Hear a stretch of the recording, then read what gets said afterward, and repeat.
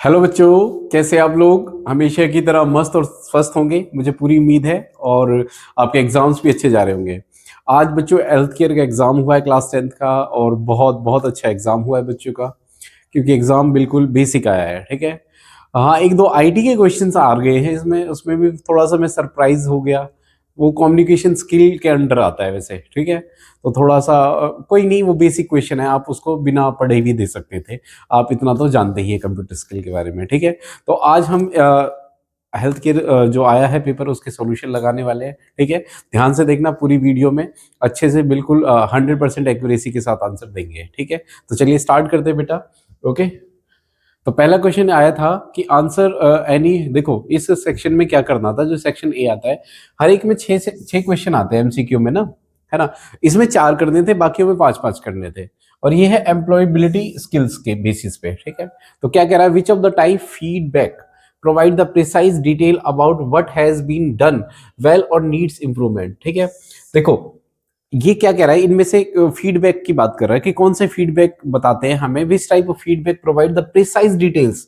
Precise details बता रहा है कि बिल्कुल accurate details about what has been done, कि क्या हो गया और क्या इंप्रूवमेंट हो सकती है। तो स्पेसिफिक फीडबैक होगा इसके अंदर, कि मतलब किसी पर्टिकुलर टास्क की बात कर रहे हैं हम। ठीक है। तो इसका मतलब राइट आंसर क्या होगा, स्पेसिफिक फीडबैक। किसी पर्टिकुलर टास्क की बात कर रहा है, किसी स्पेशल बात की टास्क की बात कर रहा है ये। ठीक है। ओके। इसका आंसर ये होगा A. Second, in smart goals are stand for. देखो हमारे जो गोल होते हैं लाइफ के, वो कैसे होने चाहिए। देखो सबसे पहले रैशनल। रैशनल नहीं मतलब fix.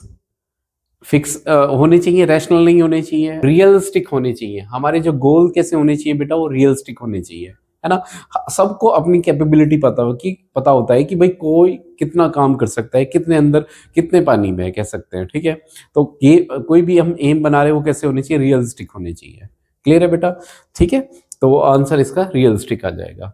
And acquired or natural capacity that enables you to perform particular task with considerable proficiency is termed as ability। देखो एबिलिटी, एबिलिटी धीरे धीरे डेवलप होती है। आप कोई काम कर रहे हो, है ना। सब कोई चीज हर चीज करने में एबल नहीं होता, लेकिन कुछ बार बार करेंगे हम उसको, है ना, रिपीट करेंगे, उस चीज में हम क्या हो जाएंगे, एबल हो जाएंगे। Ability is the right answer. ठीक है। Next, which of the following is part of the yearly maintenance schedule for the computer? Clean your monitor, clean up your email box, clean up download folder, check expiry of antivirus। देखो जो antivirus आते हैं वो generally क्या आते हैं, एक 1 year की वैलिडिटी के साथ आते हैं। ठीक है। तो ये चीजें तो आप डेली कर सकते हो। ईयरली क्या करना है आपको, एक्सपायरी देखनी है आपकी, एंटीवायरस वायरस आपका एक्सपायर हुआ है कि नहीं हुआ। ठीक है। But what is the primary function of the entrepreneur in the society. Society के अंदर प्राइमरी फंक्शन क्या होना चाहिए, avoid taking risk, discouraging other from the starting business. Discourage नहीं कर सकते इसमें, नेगेटिव कमेंट पे बिल्कुल नहीं जाना, creating myths about the business, no, fostering innovation, yes innovation पे ध्यान देना चाहिए। और इकोनॉमिक ग्रोथ, कभी भी आप एंटरप्रेन्योरशिप कर रहे हो, कोई बिजनेस स्टार्ट कर रहे हो, तो आपको क्या इकोनॉमिक ग्रोथ और इनोवेशन पे ध्यान देना है। ठीक है। तो इसका राइट आंसर ये होगा। विच of the following is not a sustainable development goal targeted achieved by 2030, मतलब 2030 तक कौन सा हमें सस्टेनेबल डेवलप एसडीजी गोल होते हैं बेटा, 16 गोल है हमारे। अगर ध्यान से देखो उसमें ये भी है, ये भी है, ये भी है, ये नहीं है, स्पेस रिसर्च नहीं है। तो इसका आंसर क्या होगा, स्पेस रिसर्च। ठीक है। This is the right answer बेटा। ठीक है। Next, answer any 5 out of the given 6 question. ठीक है। Which department of the hospital has an important role in keeping clean? Housekeeping and sanitization, outdoor department, kitchen and dietary service, laboratory। ये बस housekeeping है, ये ध्यान देते हैं हमारे हॉस्पिटल के अंदर, बहुत ईजी था। विच of the following does increase the pulse rate. कौन सी चीज, देखो आप एक्सरसाइज करोगे, स्लिप करोगे, आपका पल्स रेट नहीं इंक्रीज होगा। फूड खाना खाओगे, नहीं होगा। ठीक है। एक्सरसाइज करने से आपका पल्स रेट इंक्रीज हो जाएगा। कह रहा है द बैक्टीरिया, नेक्स्ट करते हैं भाई, the bacteria that do not survive in the presence of oxygen is an obligate anaerobes. Anaerobes का मतलब होता है जो अब्सेंस ऑफ ऑक्सीजन में होता है बेटा। ठीक है। एक्सरसाइज होती है ना, एरोबिक्स एंड एनारोबिक्स। एनोरेबिक्स का मतलब होता है जो लैक ऑफ ऑक्सीजन में होती है, तो इसका राइट आंसर ये हो जाएगा बेटा। Next, name the hazard which include the acid poison. ये सब क्या है, एसिड, पॉइजन, क्लीनिंग एजेंट, ये सब केमिकल है, तो इसलिए इसको क्या बोलते हैं बेटा, केमिकल हैजार्ड। तो इसका आंसर क्या हो जाएगा, केमिकल हैजार्ड हो जाएगा।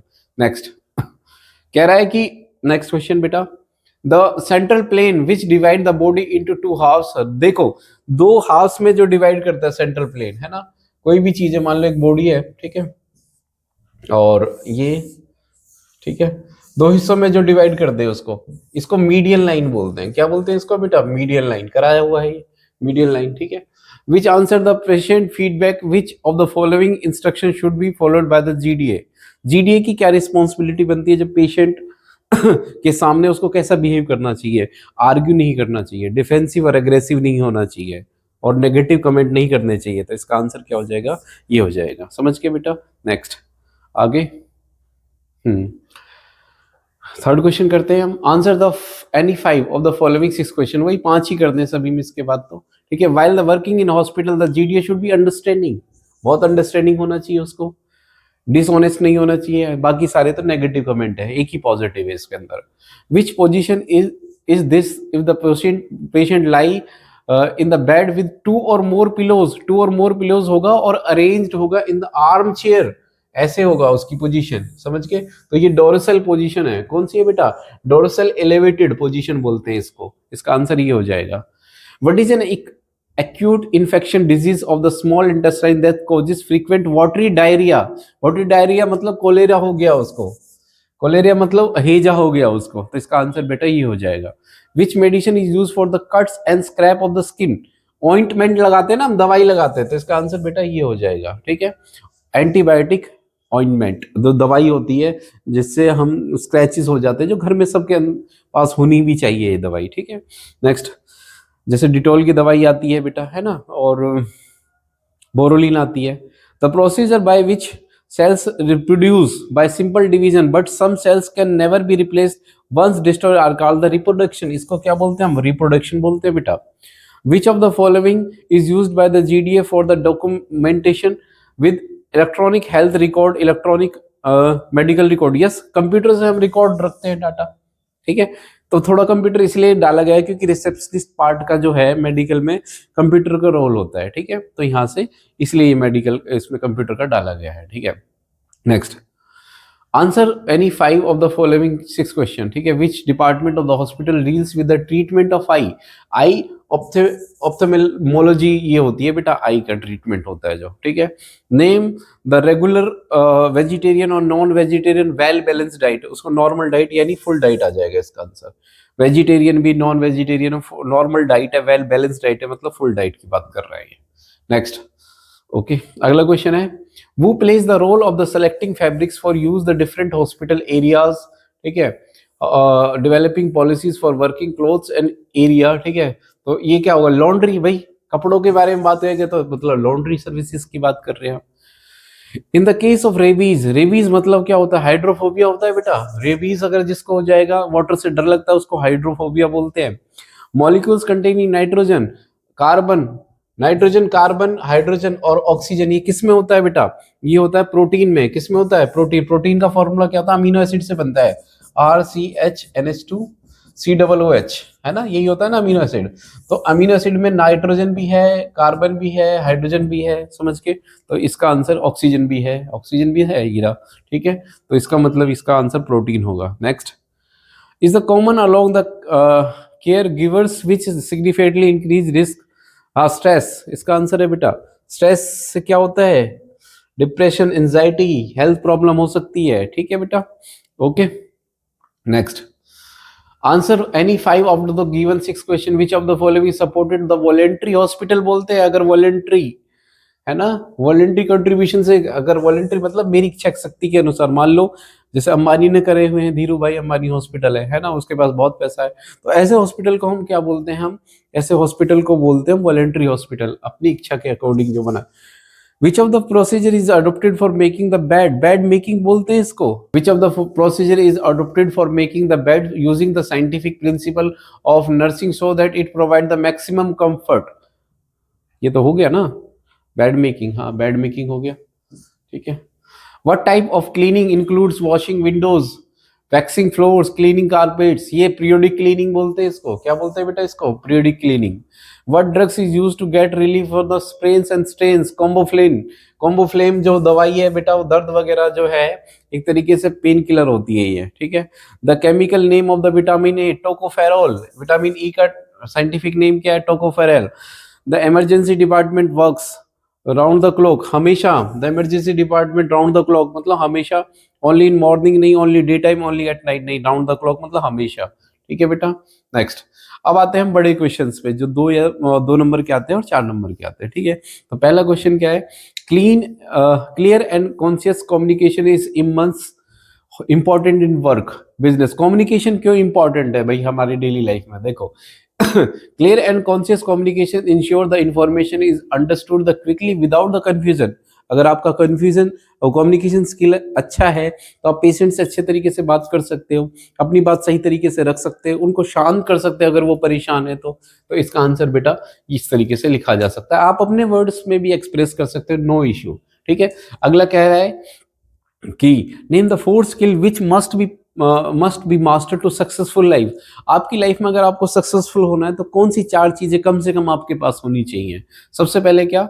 Effective communication. लाइफ के अंदर बहुत अच्छा कम्युनिकेशन होना चाहिए, ठीक है। आप किससे अपनी बात किस तरीके से कह रहे हैं, क्योंकि हर बात हर जगह कहने की नहीं होती, तो आपको राइट टाइम पता होना चाहिए, आपको क्या बोलना है ये पता होना चाहिए, ठीक है। नेक्स्ट, द इंटरप्रेन्योरियल स्किल आपके अंदर बिजनेस स्किल होनी चाहिए, आईसीटी का ज्ञान होना चाहिए, कंप्यूटर का ज्ञान होना चाहिए, ठीक है बेटा।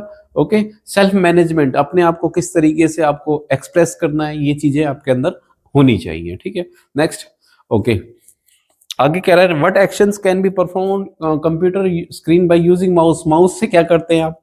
तो कंप्यूटर, ये दूसरी क्लास का क्वेश्चन है बेटा। Mouse allows you to interact with the screen, screen से काम कर सकते हो, क्लिकिंग सेलेक्ट कर सकते हो, क्लिक करके डबल क्लिक से ओपन फाइल कर सकते हो, ये सारी चीजें आप कर सकते हो। बहुत छोटा माइनर सा क्वेश्चन है।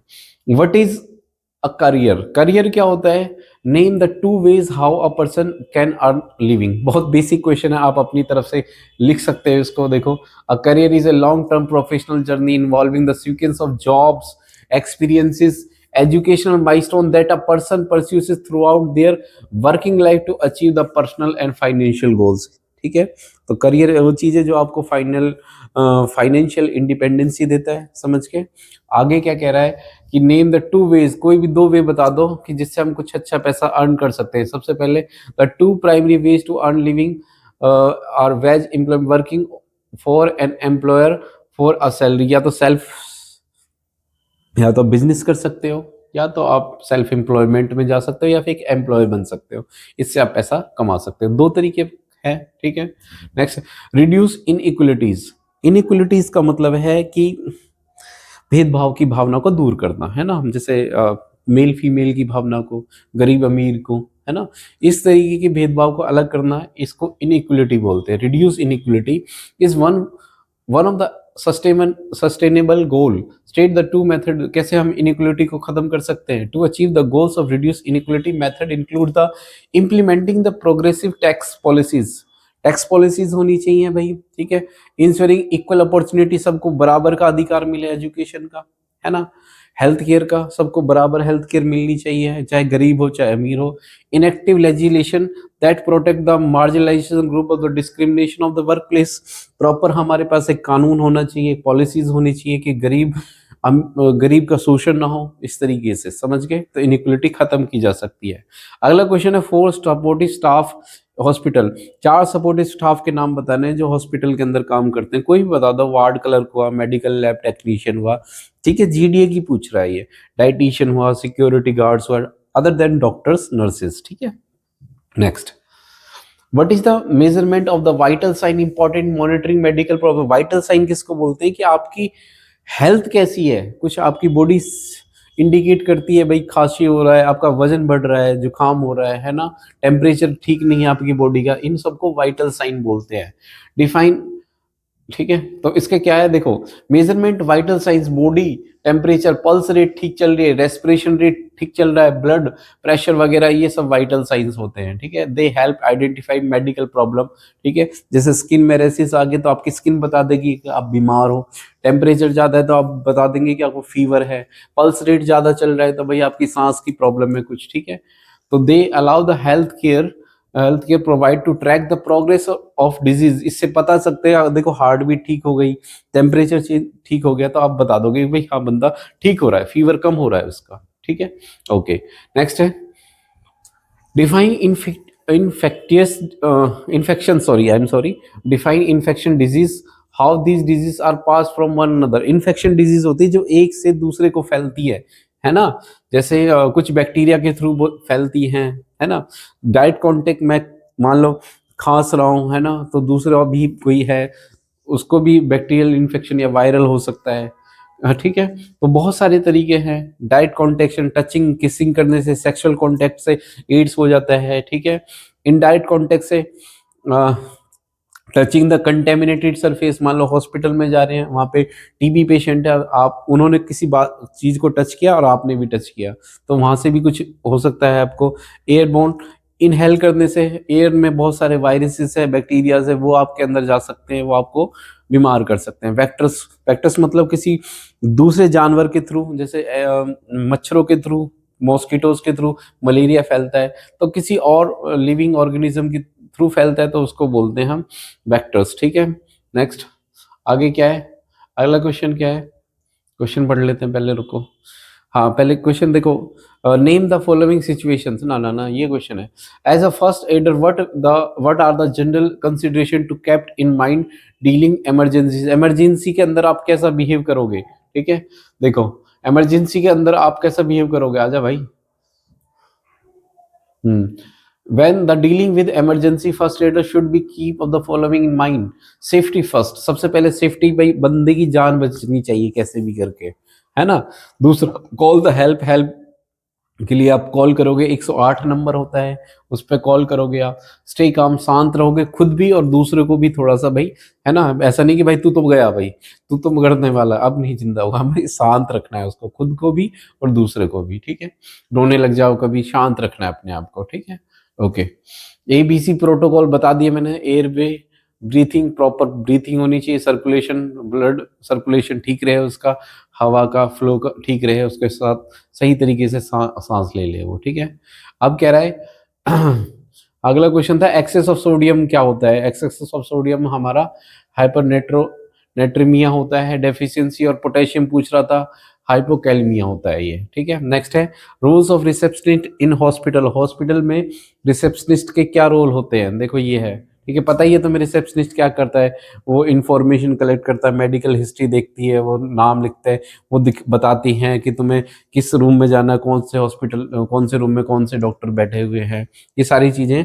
एक और कामली बात करनी, रिकॉर्ड मेंटेन करना है। ठीक है, ओके, तो ये सारी चीज़ें एक रिसेप्शनिस्ट का काम है। ठीक है, why is the important for a GDA to be pleasant and courteous for his patient. ठीक है, तो GDA को प्लीजेंट क्यों होना चाहिए भाई, देखो मतलब उसको एक तरीके से उसका बिहेवियर कैसा होना चाहिए भाई, एक फ्रेंडली बिहेवियर होना चाहिए, एक अच्छा बिहेवियर होना चाहिए। तो क्योंकि देखो हॉस्पिटल के अंदर कोई हेल्थी पर्सन तो आएगा नहीं, है ना, वो परेशान होगा, अगर आप भी उससे रूडली बिहेव करोगे तो वो भी नाराज हो जाएगा, हो सकता है कुछ उल्टा सीधा कर दे, तो बहुत काम तरीके से प्लीजेंट बिहेवियर करना उसके साथ। ठीक है, ओके ओके, ट्रस्ट बिल्ड होगा उससे, उसकी एंजाइटी लेवल कम होगा, कम्युनिकेशन अच्छा रखना है उसके साथ, प्रोफेशनलिज्म बिहेवियर करना है उसके साथ, तो ये सारी चीज़ें होनी चाहिए। ठीक है, अगला क्वेश्चन है कि science of well nourished person, की बंदा वेल नरिश्ड है, इसको कोई भी न्यूट्रिशन की कोई कमी नहीं है,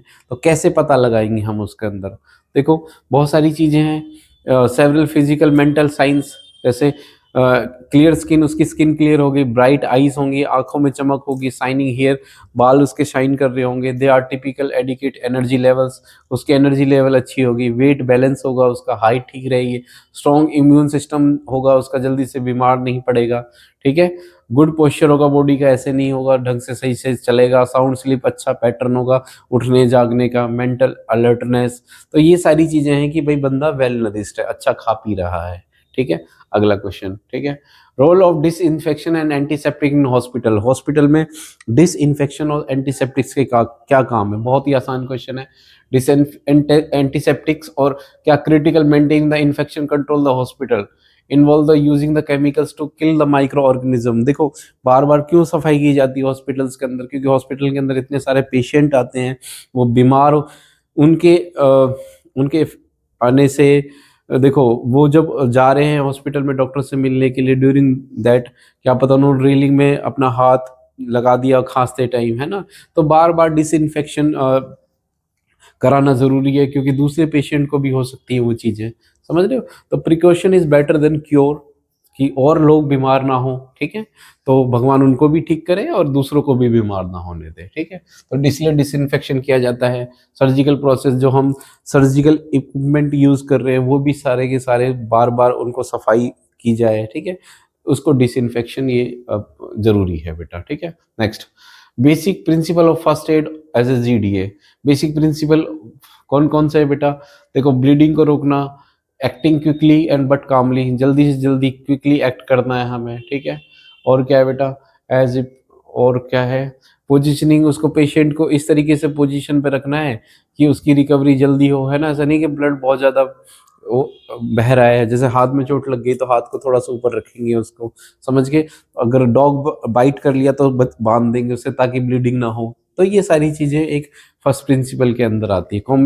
कम्युनिकेशन इंश्योर करना है भाई, घबराने नहीं देना है उसको। ठीक है, और क्या कह रहा है? Reassuring the victim and gathering the information about the incident to the report the medical staff. और मेडिकल स्टाफ को सारी चीज़ें बतानी है कि भाई ये मुझे यहाँ पे मिला है, इसके साथ ऐसा हुआ है। ये सारी चीज़ें प्रॉपर तरीके से बतानी है पेशेंट के बारे में। नेक्स्ट है short note on the epithelial tissue. Epithelial tissue देखो एक आउटर लेयर होती है, ये टिश्यू एक तरीके से प्रोटेक्शन प्रोवाइड करता है, जैसे स्किन हुई हमारी, ये भी एक एपिथेलियल टिश्यू के अंदर आता है। ठीक है, जैसे और हमारे जो बॉडी पार्ट्स हैं, लंग्स हुए, हार्ट हुए, इनकी outer covering that is epithelial tissue. काम क्या है? प्रोटेक्शन प्रोवाइड करना, है ना? और क्या क्या है? प्रोटेक्शन देखना, है ना? Absorption, take in nutrition, nutrition को एब्जॉर्ब करता है ये।